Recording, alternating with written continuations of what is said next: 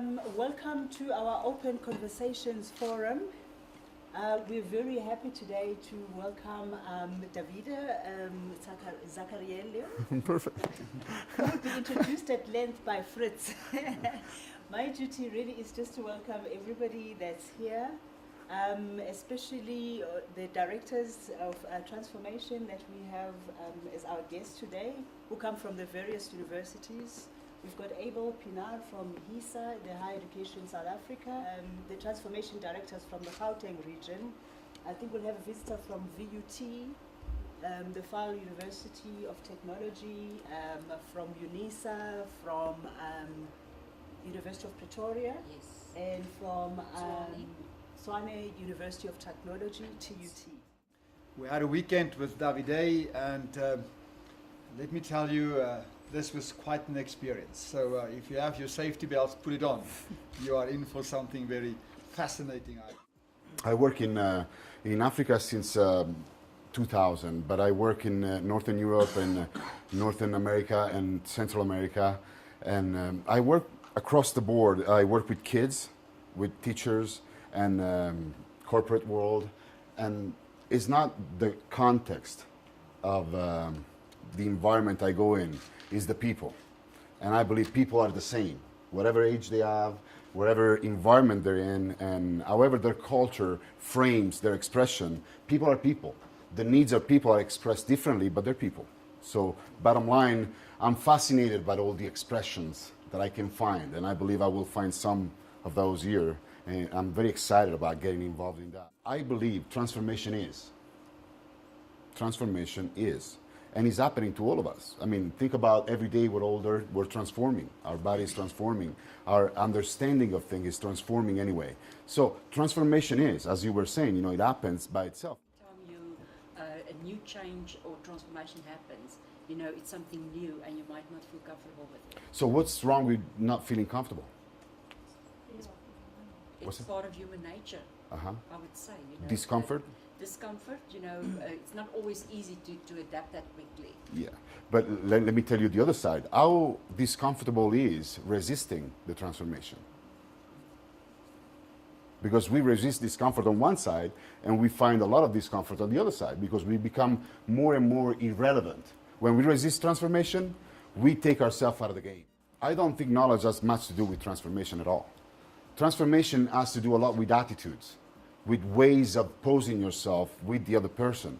It happens in relating to self and relating to others in such a way that creates the space for us to embrace whatever is in the moment, in the present. Example of transformation, then people will see what you're talking about through what you're doing.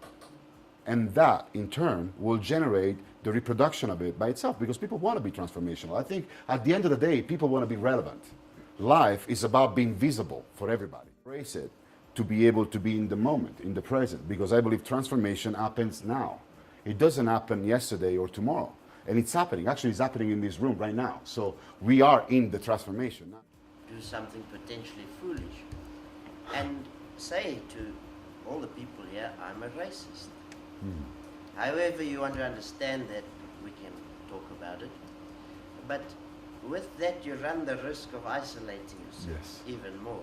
So I'll give you a case in point. If I'm driving on the highway, I see a white woman with a problem with a car next to the road, I'll stop. White man, I'll stop. Black woman, I'll stop. Black man, no ways. You know, all I'm saying is maybe maybe it's you just use I don't know if it's just an example, but you must differentiate between relationships with other and just, you know, putting yourself in a dangerous. I can overcome. I will stop. I'm not afraid to stop. Now, if that guy shoots me or does something to me, how am I going to explain to the rest of the world I'm not so stupid? Well, you're not going to be explaining anything because you're dead. Yeah, because what we do when we see the fear, what's the very interesting thing about fear is that the only person that is limited is you, because you limit yourself, you shrink the world because of the fear of something happening to you. I mean, I understand it's legitimate. Fear usually sometimes saves my life. I saved my life. But then when I went through my fear, I discovered a world I didn't know. They're bringing about them slowing down and looking at the person instead of looking at the caller from 100 meters away. Like choosing by the face, by the eyes of the person. Like giving yourself permission to look at somebody in the eyes and decide if I can trust him or not. See, we don't trust ourselves, bottom line. That we can decide if I can trust you or not. Now, when you stood up, when you said something before, I was so blessed because I saw your heart of a person that is struggling through something. And I'm like, okay, I can connect with that guy. But it's not about the color of your skin at all. It's about how you came across to me. How you came across with your energy, with your passion and the willingness to stand in the conversation. See, people think that they have to do their best. Well, what I'm saying, you have to do whatever it takes. That's it. I mean, I'm sorry if you think it's too much, but that's what's required. And my question is, are you willing to put that in for the goal you're pursuing? Because that's the question for all of us. Are we willing to pay the price for the goal we're trying to pursue?